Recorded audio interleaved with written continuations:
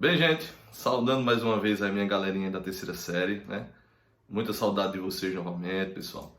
Estamos aí mais uma vez dando continuidade ao nosso trabalho, tá? E assim, nós vimos, né, já no comecinho das funções oxigenadas, a função orgânica álcool. Não é isso? Minha gente, que é quando nós temos a hidróxila ligada a um carbono totalmente saturado. Todos vocês lembram disso? Foi justamente o conteúdo da nossa última aula. E na aula de hoje a gente já vai dar continuidade a essas funções, ok? Primeiro, a função enol. Função enol. Como eu falei até a vocês na aula anterior, né? A função enol, tá, gente, é uma função que ela foi desmembrada da função álcool. Então, até um certo tempo atrás não existia o estudo dessa função. Até porque até alguns livros didáticos, tá, eles não colocam essa função como uma função orgânica, mas realmente é uma função orgânica hoje em dia. Então, como é que a gente determina a diferença do álcool para o enol? Esse termo en, esse infixozinho en, lembra muita coisa, né, gente? Quando o infixozinho é an, o composto só tem ligações simples. Quando o infixo agora é en, é porque ele tem uma ligação dupla. Tranquilo?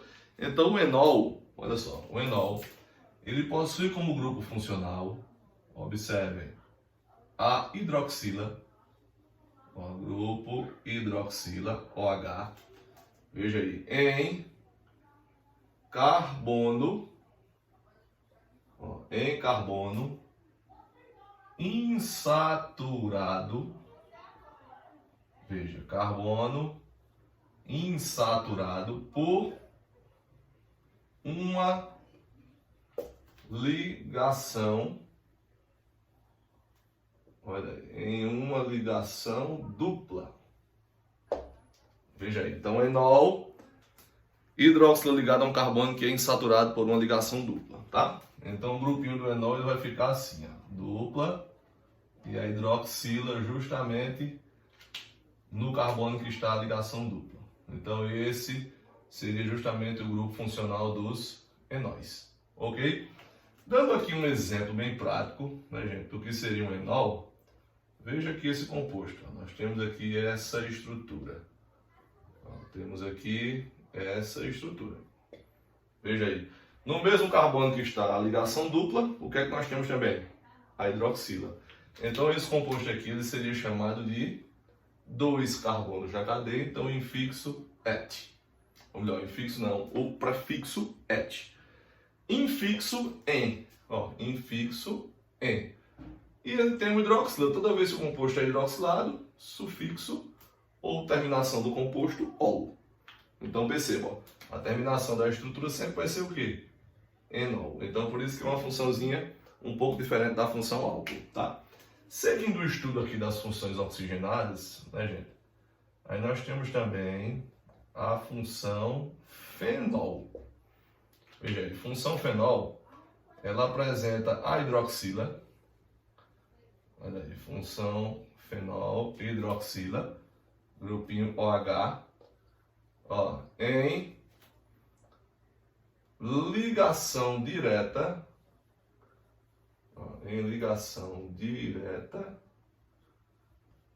tá? Com um composto aromático. Então temos aí, né, gente? A função fenol, como a gente tinha falado anteriormente, grupo hidróxilo ligado diretamente a um composto aromático, tá? Então vejam as diferenças que é entre o álcool enol e o fenol. Ó, de maneira bem simples, né, gente? De maneira bem simples, temos aqui a estrutura do fenol mais comum, né, gente? Mais simples que nós temos, tá? Então esse aqui é o famoso fenol, tá? Só que o que é que acontecia, né, gente? Toda vez que um composto aromático nele estava ligado diretamente a uma hidroxila, se chamava esse composto de fenol. Mas tipo, se você tiver uma hidroxila ligada diretamente a um benzeno e tiver, por exemplo, uma hidroxila ligada diretamente a um naftaleno, será que essa substância tem as mesmas características, né? Propriedades físicas, propriedades químicas, nomenclatura? É lógico que não. Então, se mudou um pouquinho, a nomenclatura que a IUPAC ela fornece para os fenóis. Então, os fenóis hoje são chamados de compostos, olha aí, gente, hidroxibenzeno. Então, quando a gente for dar nomenclatura, né, dos compostos fenólicos, nós começamos a enumerar a cadeia principal a partir da hidroxila, né? Daí, vamos para o lado que existe o radical mais próximo um do outro, mas a terminação sempre vai ser chamada de hidroxibenzeno.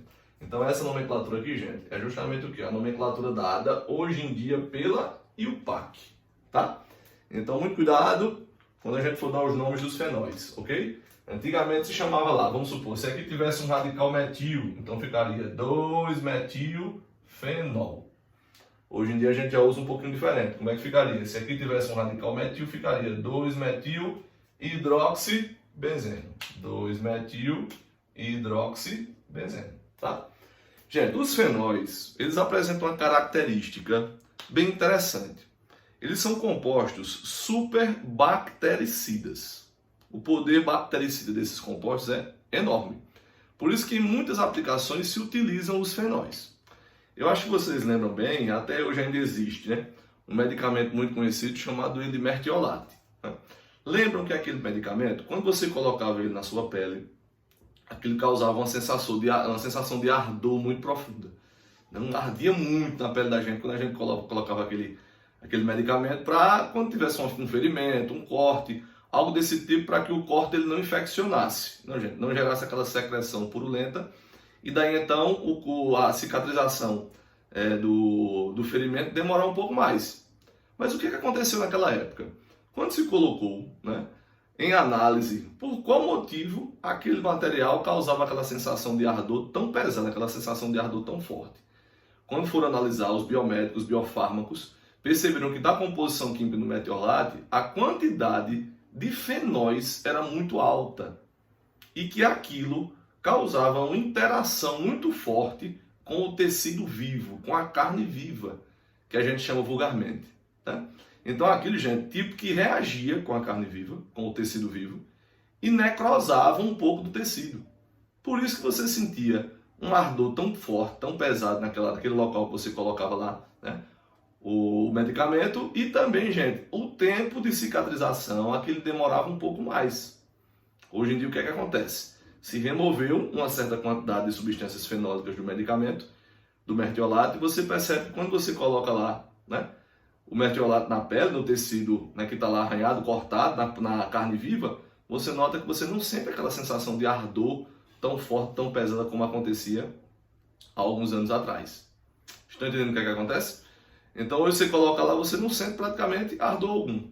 Não sente praticamente ardor algum.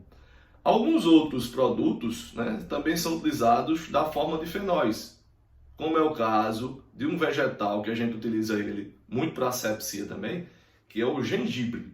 Olha aí, o gengibre, ele é riquíssimo em substâncias fenólicas. É por isso que se usa o gengibre, às vezes você usa para melhorar a garganta que está com uma certa irritação, com uma certa inflamação. Tem muita gente também que utiliza para fazer asepsia da boca, né? Muita gente utiliza também até em suco para poder melhorar, né, o estômago, melhorar o hálito. Tem até aquelas balinhas de gengibre que o pessoal às vezes passa vendendo na feira, nos mercados, né? Até na rua mesmo.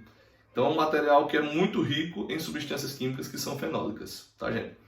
Existe um tipo de fenol, tá, também muito conhecido, chamado ele de cresol ou creolina. Cresol ou creolina, tá? Que no mercado comercialmente hoje é chamado de pinho-sol. É uma substância muito abrasiva, uma substância que elimina coagulantes facilmente. Por exemplo, mata carrapatos, já animais, né, predadores de um porte maior, né? É uma substância já um pouco mais pesada, um pouco mais forte, tá, gente? Que já tem uma aplicação assim bem mais intensa, tá? Os cresóis, né, são os principais fenóis. Veja, os cresóis, eles são os principais fenóis. Ó, temos três tipos de cresóis. Então veja, olha aí, os cresóis. Ó, nós vamos ter três tipos de cresóis, tá? Quais são os três tipos de cresóis? Esse aqui é o primeiro tipo. Veja aí, primeiro tipo, tá? Esse aqui, ó, primo legítimo, né, gente? Do primeiro cresol. É o segundo tipo, ó. Primo legítimo do cresol, tá? E esse aqui, olha, é o terceiro outro priminho legítimo, do primeiro cresol. Observem ele aí, ó. Outro priminho legítimo do primeiro cresol, tá? O que é que difere essas três estruturas, né, gente? Esses três compostos aqui, na realidade, apresentam um fenômeno que nós chamamos de isomeria. E aí, esses compostos são isômeros. E eles são isômeros planos de posição. Como assim de posição? Esse metil, comparado à hidroxila, ele está em que posição? Orto. Então, esse composto aqui, gente, ele é chamado de ortocresol, usualmente. Mas, oficialmente, ele seria chamado de 1, 2, não é isso? Ó. Então, ele seria o 2-metil. E a nomenclatura da IUPAC que a gente usa hoje em dia, olha aí, hidroxibenzeno. Uma nomenclaturazinha da IUPAC. Vamos fazer isso para todo mundo, tá? Da mesma forma, esse metil comparado ao grupo hidrox, ele estaria em que posição, galera? Meta. Então esse aqui seria o metacresol. Metacresol, é a famosa creolina. A creolina é essa mistura do ortocresol, do metacresol e do paracresol. Olha aí, paracresol. Mas oficialmente pela IUPAC, como seria o nome desse composto? 1, 2, 3. Então ele seria o 3. Veja, ele seria o 3-metil hidroxi. 3-metil hidroxi. E o nome do aromático, que é justamente quem aqui agora? O benzeno. Olha aí. Da mesma forma esse, ó, você ia ter 1, 2, 3, 4. Então esse seria agora o 4.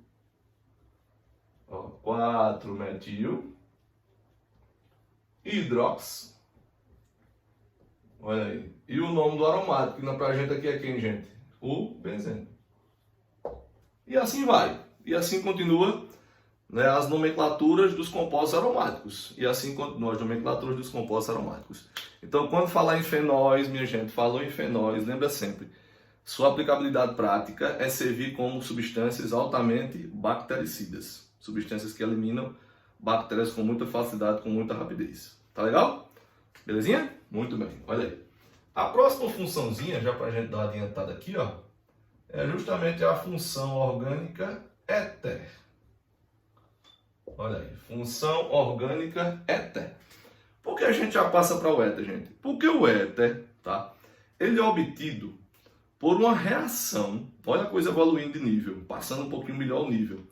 O éter é obtido pela reação de desidratação intermolecular de álcoois, enóis ou fenóis. Olha de novo. Os éteres são obtidos pela reação de desidratação intermolecular de álcoois, enóis ou fenóis. E essa própria nomenclatura da função orgânica chamada de éter é porque, gente, o grupo funcional dos éteres é um heteroátomo. Por isso, a nomenclatura da função se chama de éter. Mas vamos lá, vamos definir aqui comigo. Como é que a gente indica a função orgânica éter? O éter, olha aí, gente, ele apresenta como grupo funcional, o éter, grupo funcional, o oxigênio, veja, o oxigênio, veja aí, como heteroátomo, como heteroátomo na cadeia carbônica. Veja aí, na cadeia carbônica. Então, por isso que vem essa nomenclatura se chamar de éter. Entende agora? Mas como é que os éteres eles são obtidos, né, gente? Como eu falei para vocês anteriormente. Eles são obtidos, completa aqui, ó, são obtidos,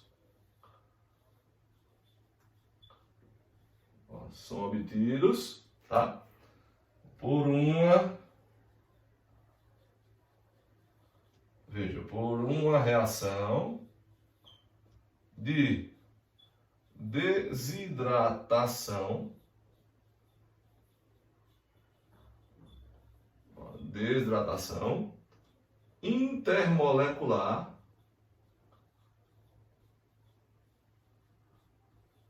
intermolecular de álcoois, veja aí, de álcoois, enóis ou fenóis.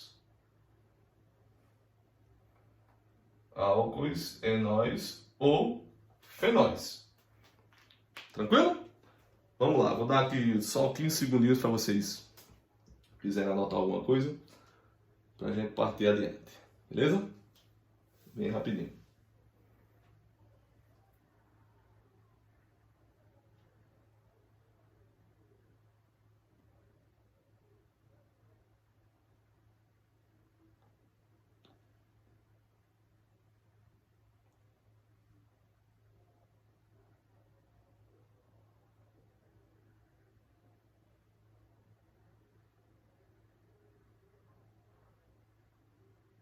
Ok? Vamos para frente, ó.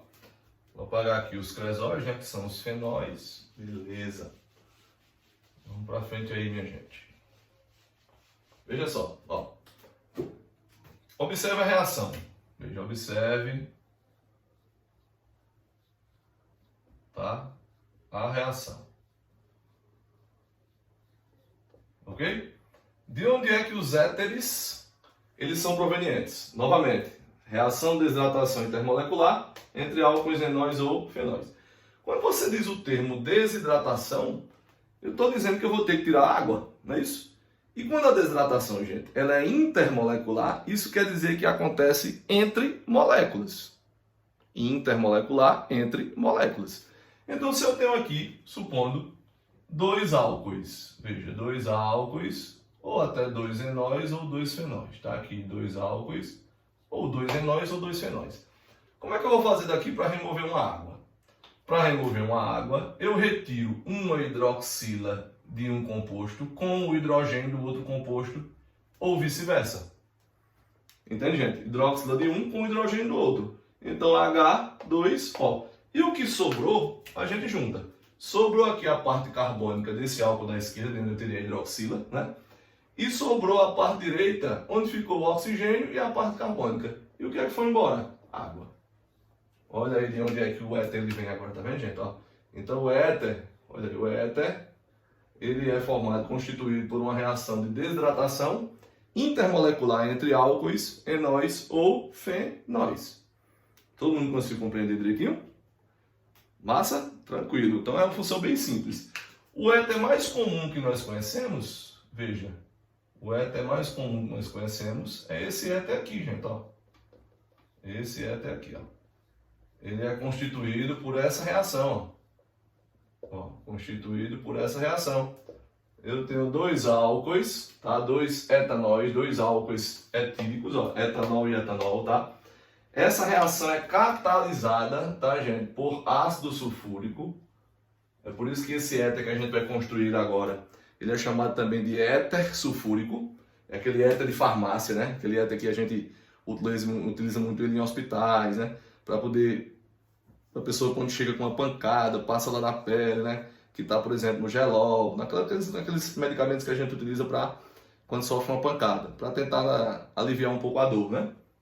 O que é que vai acontecer aqui, gente? Ó, eu vou remover daqui hidroxila mais hidrogênio. E o que sobrou, eu junto. Sobrou a parte carbônica desse composto, o oxigênio e a parte carbônica do outro composto, olha lá. E o que sobrou foi o que, gente? Água. Tá vendo? Ou seja, aumentei um pouco o nível, porque agora já estou trabalhando com vocês com reações orgânicas. Já mostrei agora o que é uma reação de desidratação intermolecular. Ou seja, ocorre entre moléculas, que consequentemente, dentre essas duas moléculas, nós temos que retirar uma molécula de H2O. Esse éter é conhecido como éter etílico. Ó, esse é o éter etílico, tá, gente? Usualmente conhecido. Pode se chamar também usualmente de éter sulfúrico, que é o famoso éter de farmácia. Esse nome sulfúrico é justamente por conta do catalisador que é utilizado, que é justamente o ácido sulfúrico, beleza? Mas oficialmente, né, gente? Oficialmente, tá? Como é que se dá a nomenclatura dos éteres? Você vai pegar o grupo menor, nesse caso aqui você não tem nenhum dos dois, os dois são do mesmo tamanho, né? Então, grupo menor, ox, grupo maior, mais ano. Como os dois grupos são do mesmo tamanho, então você vai ter ox, olha aí, ox de oxigênio. Depois o outro grupo, que nesse caso foi do mesmo tamanho, mais ano. Então essa aqui, ó, seria a nomenclatura e o PAC. Firmeza, minha gente? Valeu, show!